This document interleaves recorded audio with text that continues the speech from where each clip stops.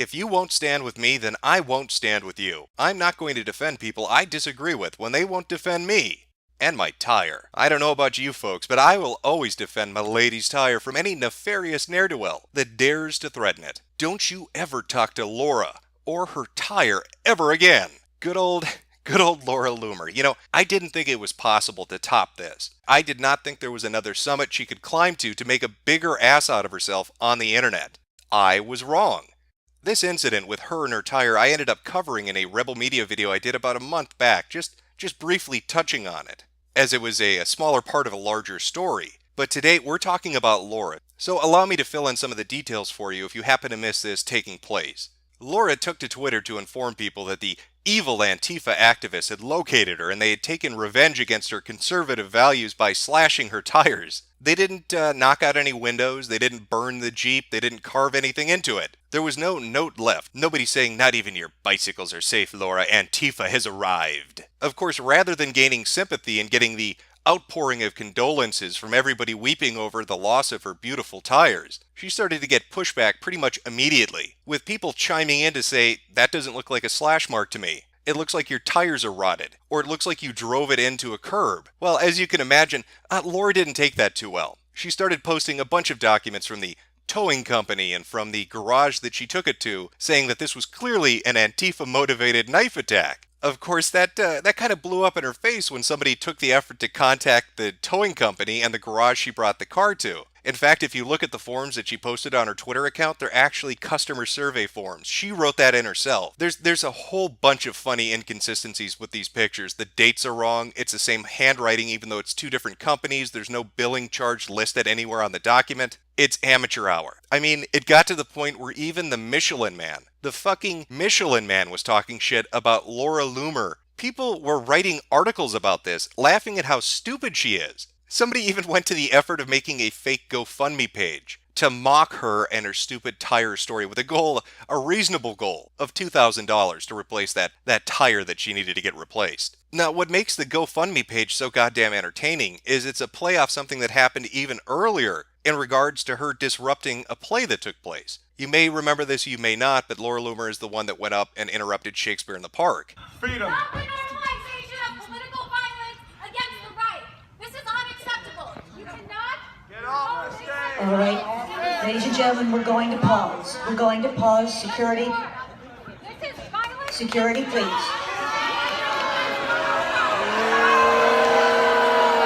And so what happens immediately following this? Well, her and Jack hold a press conference where they're talking about the hashtag and the need to raise money. Everybody who's been tweeting about the video, sharing the video, talking about it, raising money for me, sharing the Free Laura hashtag, I really appreciate it. I love all of you guys. You guys are great. And so a WeSearcher page is put up that raises like $13,000-$14,000. And of course, good old Ezra at Rebel Media needs to put a page up immediately too to get direct donations. So Laura Loomer is raking in the cash for those legal fees because she got arrested for interrupting a play. And Laura is off to the races, talking about this all over social media. There's a hashtag dedicated to it. The Rebel Media is backing her up, trying to raise even more revenue for her. But within a few days, people start to voice their concerns about this, seeing it as a PR stunt, as a way to garner attention whoring to build up her name and her brand. Even more than that, multiple sites come out with articles talking about how the Defense Fund, the website that was set up by the Rebel Media, was set up prior to her ever going to Shakespeare in the Park. Let me say that again so you get this. They had donation pages set up ready to roll before she ever even did this, before she knew the reaction she would get.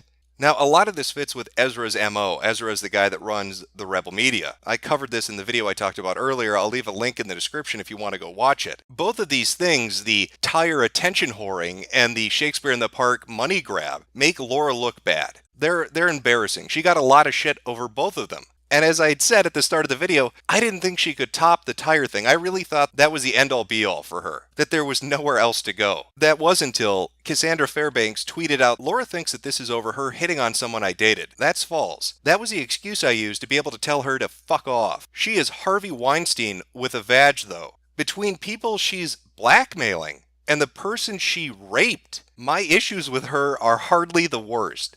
That goes a little beyond lying about a deflated tire and setting up a PR stunt to milk idiots for their money. Now we've gotten to actual criminal activity, blackmailing people, and sexual assaults. A Harvey Weinstein with a vag. This set off a bit of a firestorm for a few days on social media between Laura Loomer, Cassandra Fairbanks, and Lauren Southern. Just looking at the interactions between the groups of people, you can see there's no love loss between these individuals. Sam Heidenstein had tweeted out, "Why would Cassandra Fairbanks accuse Laura Loomer of rape? Serious accusations that cannot be deleted or ignored." To which Laura responded, "Yes, very serious indeed, which is why she will be hearing from my lawyer. Based on reports that you and I both know exist, I have a feeling Cass will be just fine." And what reports are those, Lauren? You will also be named in my lawsuit. For the sake of all the people you're blackmailing right now, I'm seriously considering doing a video. Remember when Lauren Southern said, "There is no rape culture in the West"? Now she's falsely accusing me of rape. Life comes at you fast. False accusations? Who would do such an awful thing? Lauren Southern has decided to falsely accuse me of rape, along with Cassandra Fairbanks. This will be dealt with in court. Then make a video, you vile Canadian cunt. I will see you and Cassandra Fairbanks in court for the false rape accusations you are spewing.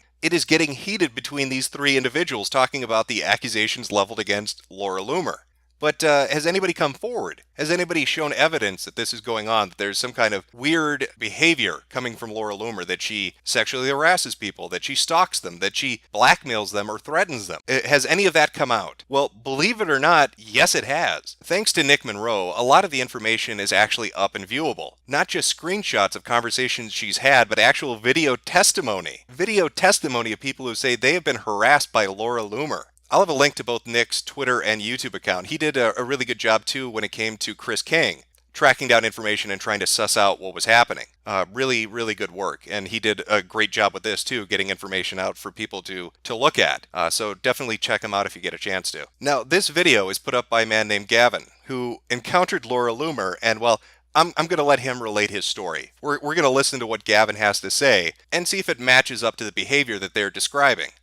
Hi, my name is Gavin Wax. I'm here to talk about the serial predator Laura Loomer. I met with her and it went from a professional meeting and it slowly descended into this really weird, awkward, and bizarre date. She was trying to make it into a date, and I sort of realized this and I cut it short. The week or weeks thereafter, I was getting dozens and dozens of just texts, unsolicited, calls unsolicited. They were just getting more and more strange by the day.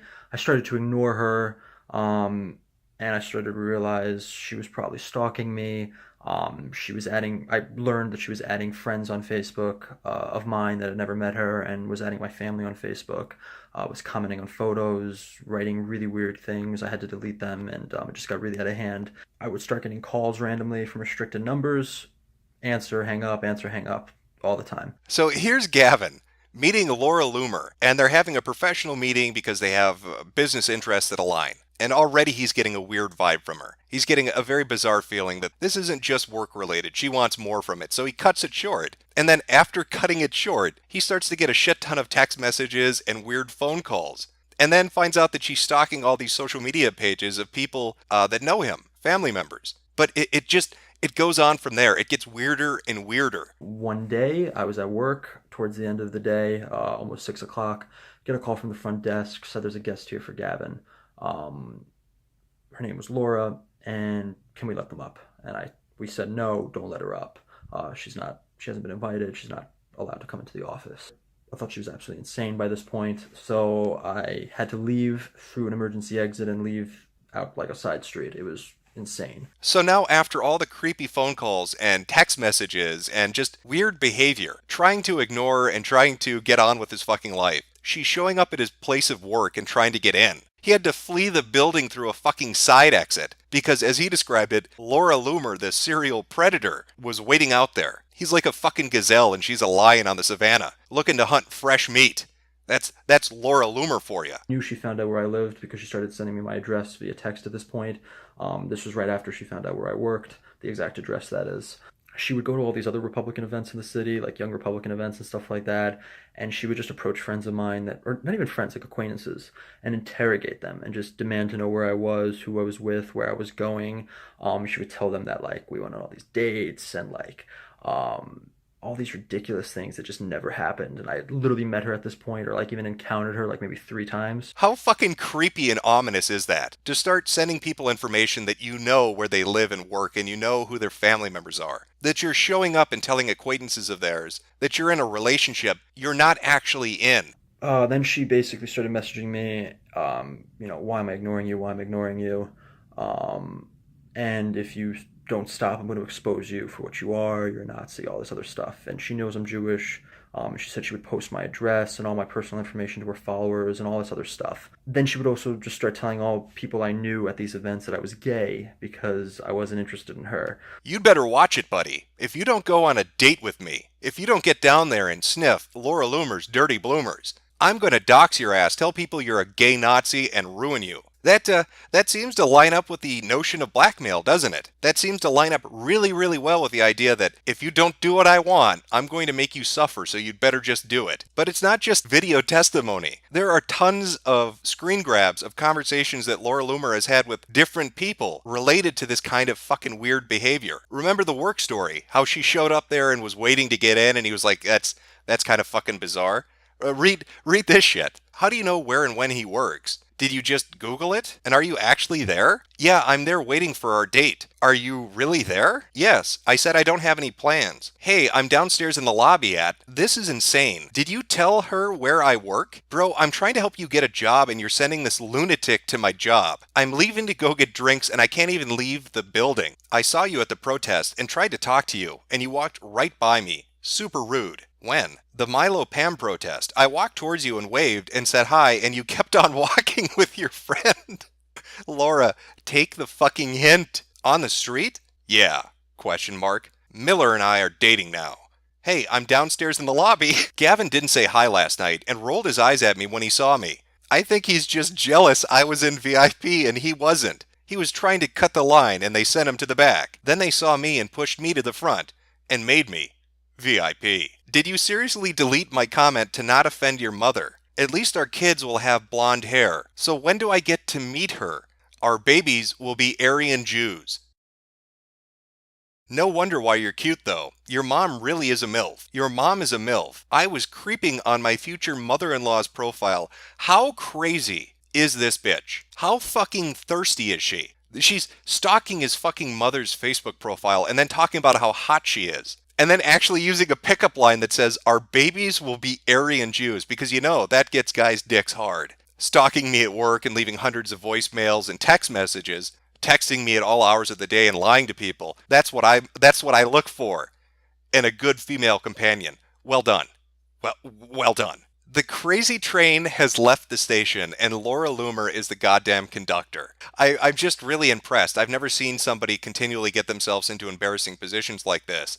It's a walking PR disaster. Making up stories about your tires to get sympathy, pre-planning an activist activity to try to raise money, and then creeping on guys to the point where they feel like they're being blackmailed, and having a rape accusation thrown at you, getting into a fight saying you're going to sue people, and then evidence comes out showing that, yeah, you're kind of a psychotic bitch. A little bit fucking crazy. Now, these are all allegations. These are all allegedlys. I don't know if Gavin's lying, but he's put it out there. And of course, that this is all just pure fiction. If Gavin is just making it up, you can expect Laura Loomer is going to sue him. But she'd better be careful, because if there's any truth to these allegations, he's going to have evidence of it. He'll have call records of it. He'll have voicemails of it. He'll have text messages of it.